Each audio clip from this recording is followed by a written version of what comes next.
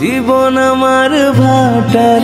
A few moments later. ভোর সকালে উঠা আইসা পড়ছি কাটুরিয়া বীজ শাপলা বিল। আর কে জানি কইছিল যে শাপলা নাই, কিন্তু অ্যাভেলেবল শাপলা। আসসালামু আলাইকুম।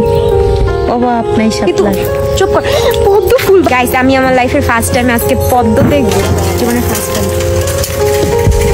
হ্যালো এভরিওয়ান, আসসালামু আলাইকুম। তো আমিও চলে গিয়েছিলাম ভাইরাল পদ্ম বিলে। অনেক রিভিউ দেখতেছিলাম যে এখানে অ্যাভেলেবেল পদ্ম ফুল পাওয়া যায় বা বিলটা অনেক সুন্দর। তো আর বেশি দেরি না করে আমার ইচ্ছেও হইলো যাওয়ার জন্য, কারণ আমি আমার লাইফে কখনোই পদ্ম ফুল দেখি নাই। মাত্র 300 টাকা খরচ করে আমি আর আমার বান্ধবী মিলে পুরো পদ্ম বিলটা ঘুরে দেখে আসছি। তবে বিলটা পদ্ম বিল নামে হলেও একটা পদ্ম ফুলও ছিল না, খুবই কম ছিল, হাতে গোনা 4-5টা। তবে শাপলা ছিল অনেক বেশি। পুরো পদ্ম বিল ঘুরে যে কয়টা পদ্ম ফুল দেখেছিলাম তার মধ্যে একটাও ছিঁড়া বারণ ছিল।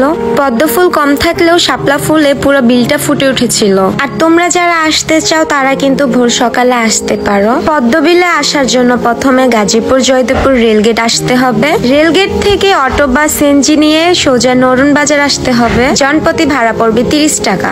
তারপর নরুন বাজার থেকে যে কোনো অটোওয়ালারে বললেই হবে কাতরিয়া ব্রিজ পদ্ম বিলে যাব। তারপর ওইখান থেকে জনপ্রতি 150 টাকা করে 1 ঘন্টা তোমরা নৌকায় ঘুরতে পারবে। চেষ্টা করবা 2 জন যাওয়ার জন্য, কারণ এক নৌকায় 2 জনের বেশি তারা উঠায় না।